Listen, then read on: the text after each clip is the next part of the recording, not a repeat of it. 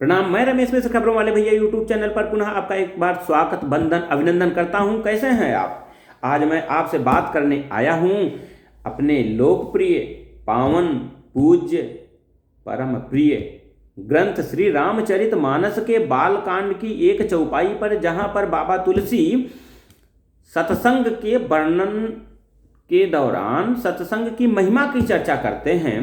वह यह कहते हैं, बाबा लिखते हैं, सठ सुधरहि सत संगति पाई, सठ सुधरहि सत संगति पाई, पारस परस कुधातु सुहाई, विधि बस सुजन कुसंगत परहि, विधि बस सुजन कुसंगत परहि, फनि मनि सम निज गुण अनुसरहि, फनि मनि सम निज गुण अनुसरहि, विधि बस सुजन कुसंगत परहि। बाबा कहते हैं कि जो सठ है वह सत्संग के प्रभाव से सज्जन हो जाता है, वैसे ही जैसे कुधातु लौह पारस मणि के संपर्क में आते ही सोना बन जाता है। बाबा यह भी कहते हैं कि यदि कोई सज्जन व्यक्ति यदि दैव योग से कहीं कुसंगत में पड़ जाता है तो भी वह अपने गुणों का त्याग उसी तरीके से नहीं करता है, उसी तरह से नहीं करता है जैसे विषैले सर्प के फन पर मणि होते हुए भी कभी भी वह विष के प्रभाव में ना आकर अपने स्वाभाविक प्रकाश से, अपने स्वाभाविक गुण से प्रकाशित होती रहती है। तो इस तरह से कभी भी सज्जन व्यक्ति सत्संग करता है और अपने सत्गुणों का त्याग वह कभी करता नहीं है, कुसंगत में पड़कर भी। चंदन विष व्यापत नहीं, लिपटे रहत भुजंग। हम इस अर्थ में यह भी जोड़ सकते हैं, इसका भी उल्लेख करके इस चीज को समझ सकते हैं कि चंदन का वृक्ष, चंदन का पेड़ चूंकि शीतल होता है और उस शीतलता के चलते उस पे अनेकों विषधारी सर्प जो हैं लिपटे रहते हैं, फिर भी चंदन अपने स्वाभाविक सुगंध को कभी भी छोड़ता नहीं है। वह अपनी स्वाभाविक सुगंध से सुगंधित होता रहता है। ऐसे में हम यह समझ सकते हैं कि कुसंगत में पड़े हुए सज्जन व्यक्ति कभी भी अपने गुणों का परित्याग नहीं करते हैं। यही तो बाबा तुलसी कहते हैं और यही हमें करना भी है। हमारा प्रयास होना चाहिए कि जो दुर्जन व्यक्ति है, जो अज्ञ है, जो अज्ञानी है, जो लोभी है, जो मद मात्सर्य से भरा हुआ है, जो क्रोधी है, ऐसे व्यक्ति को हम नैतिक शिक्षा, सत्संगति से जोड़ें और हम एक स्वस्थ समाज, एक स्वस्थ राष्ट्र, एक श्रेष्ठ भारत की परिकल्पना को साकार करें। हर तरफ हमारे समाज में, राष्ट्र में, विश्व में शांति हो, प्रेम हो, प्रेममय वातावरण हो, ज्ञान हो, खोज हो, आविष्कार हो और राम के नाम की महिमा का गुणगान हो। राम समस्त भवसागरों से पार करने वाले समर्थ परब्रह्म हैं। उस राम का राममय जगत होना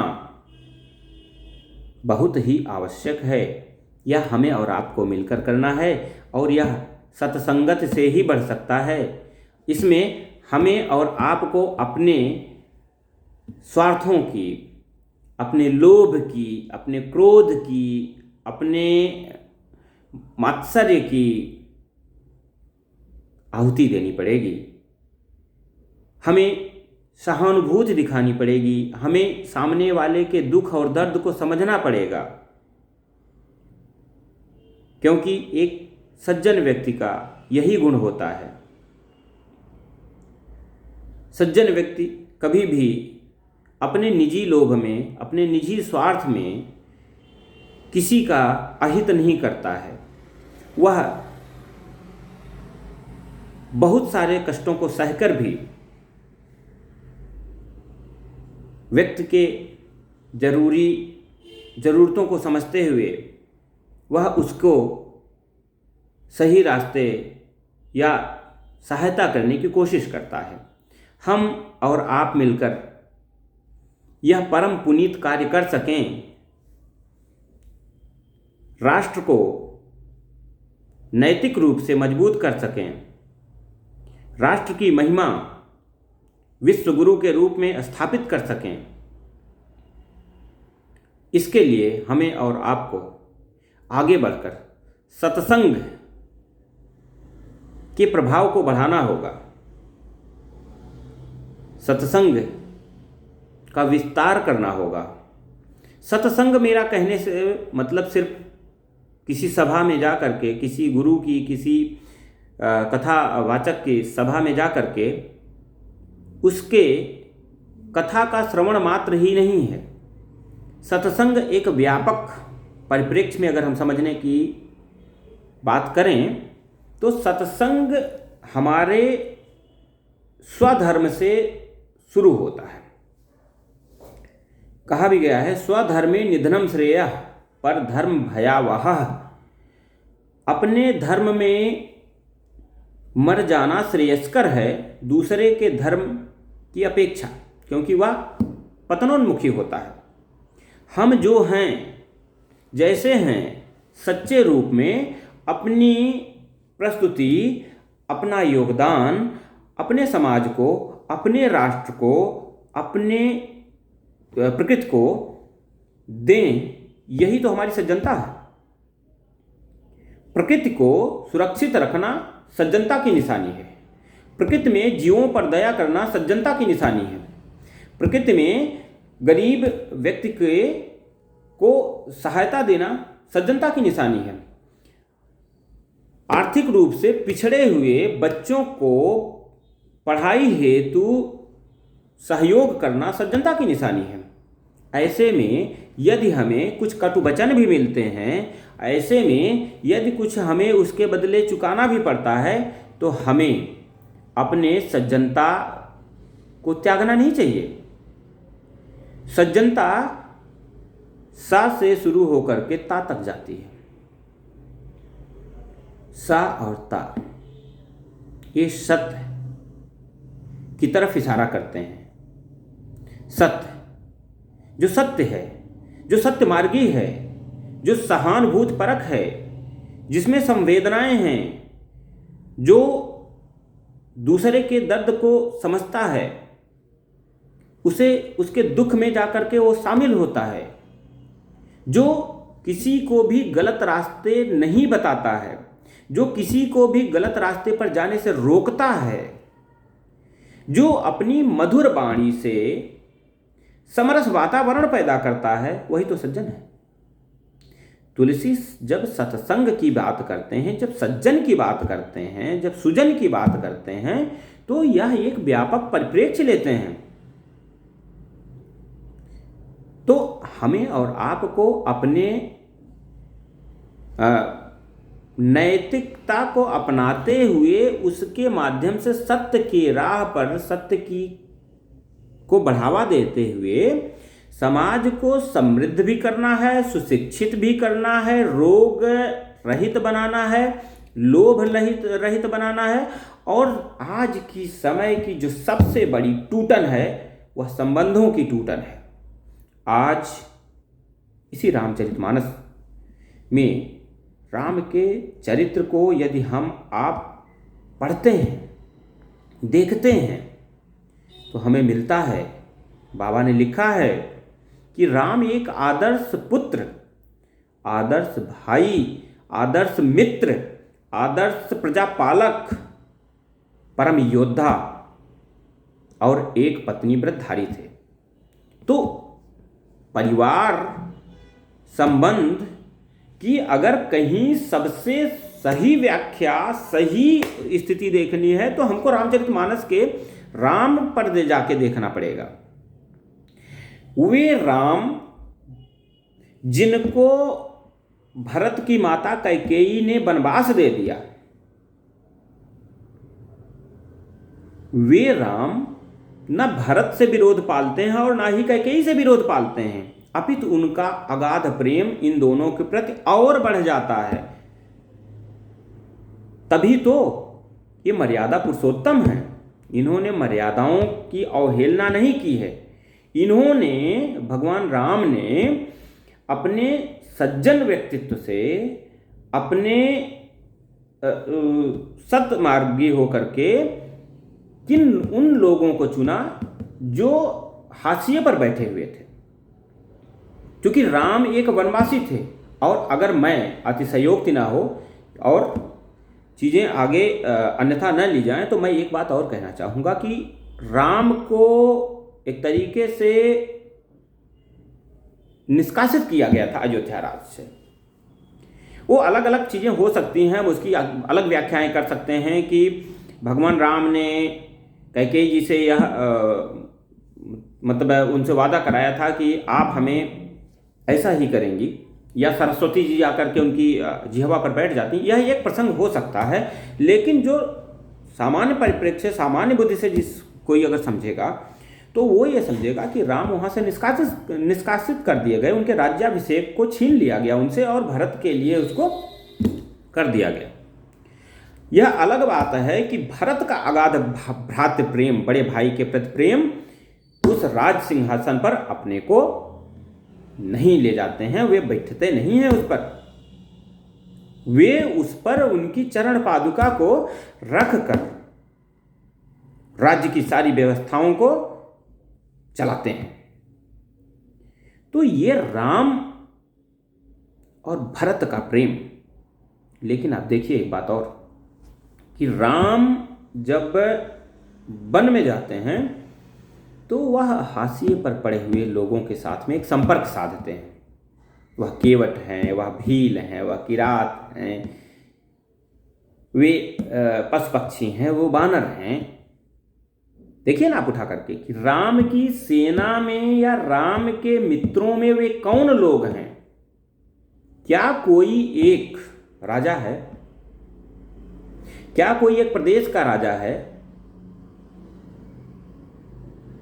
इतना समृद्ध शौर्यशाली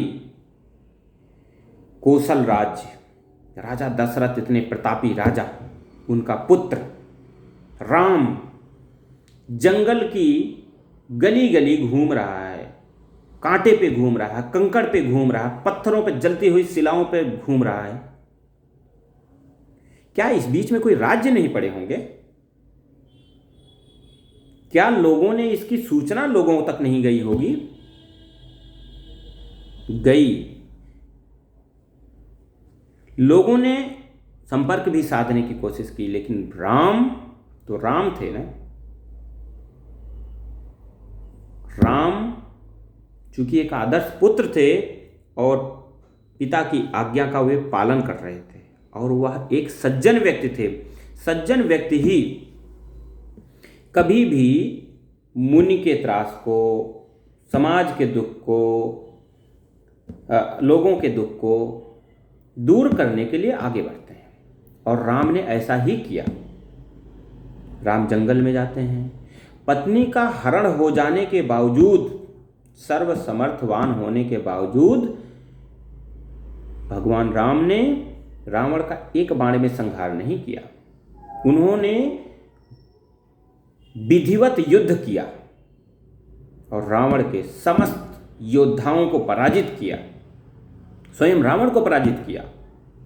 और देखिए किस तरीके से राम ने रावण को भी सम्मान दिया, उस रावण को जिसने इनकी पत्नी सीता का हरण किया था। क्योंकि रावण विद्वान था, पंडित था, राम यह जानते थे। और ऐसी दशा में उसके धरती पर गिरने, उनके राम जब उसको बाण मारते हैं और वो जब धरती पर गिरता है तो लक्ष्मण अपने छोटे भाई को उसके पास शिक्षा लेने के लिए भगवान राम भेजते हैं। यह एक सज्जन ही कर सकता है। लोक कल्याण के बारे में सोचना राम जैसा विराट व्यक्तित्व ही कर सकता है। वे राम जिन्होंने प्रजा की बातों का मान रखने के लिए अपने निज हितों को त्याग दिया, वे राम मर्यादा पुरुषोत्तम राम हैं। और बाबा तुलसी इसीलिए उनके चरित्र का वर्णन करने के पहले ही सत्संग की बात करते हैं, सत्संग के महिमा की बात करते हैं, सत्संग के प्रभाव की बात करते हैं। तभी तो उस प्रभाव में जा करके दोनों चीजें उन्होंने एक ही साथ कही, सठ सुधर ही सत्संगति पाई, कि जो सठ है, जो दुर्जन है, वह सत्संगत पा करके, अच्छी संगत पा करके सुधर जाता है, उसमें सुधार आ जाता है। और जो सज्जन किसी दैव योग से किसी कुसंगति में पड़ जाता है तो भी वह अपने स्वधर्म को, स्वगुण को त्यागता नहीं है। यही तो तुलसी हैं, यही तो राम हैं। और हम इन्हें भूल जाएं, हम इन्हें त्याग दें। हमारे रोम रोम में राम है, हमारे कण कण में राम है, हमारे जागने सोने में राम है। राम राम राम।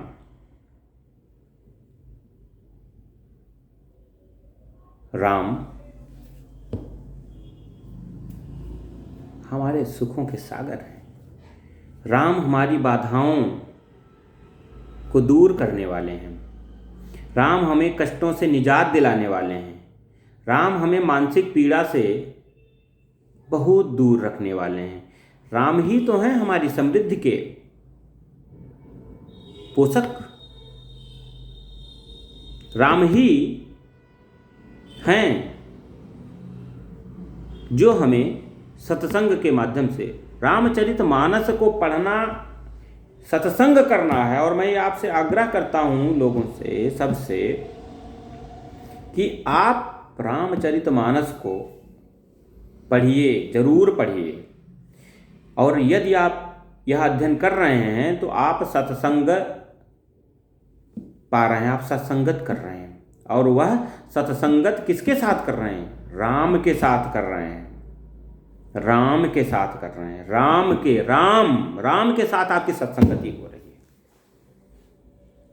तो मित्रों, भाइयों, बहनों, हम इन्हीं बातों के साथ आपसे करबद्ध प्रार्थना करते हैं कि एक भारत, श्रेष्ठ भारत, सभ्य भारत, मंगलमय भारत, समृद्धिमय भारत बनाने के लिए हमें सत्संग की आवश्यकता है। हमें विद्या चाहिए, लेकिन हमारी विद्या नैतिकता परख होनी चाहिए। हमारी विद्या, हमारे शास्त्र, हमारे पुराण, हमारे धर्म ग्रंथ, ये अनेकानेक गुणों से भरे हुए हैं। हर तरीके की खोज इसमें है, हर तरीके का प्रयोग इसमें है, हर तरीके का धर्म इसमें जीना सिखाया गया है। केवल हम जातिगत विषयों पर जाकर के उलझ जाएं, यह जरूरी नहीं है। हमें तो मानव जाति के कल्याण के बारे में सोचना है। यही हमारी आपसे विनती है, प्रार्थना है। और हम उम्मीद करते हैं कि हम और आप मिलकर एक भारत, श्रेष्ठ भारत, विश्वगुरु भारत को सत्संगत और राम की महिमा और सत्संग की महिमा की पावनमय धारा में स्नान जरूर कराएंगे। बहुत बहुत धन्यवाद।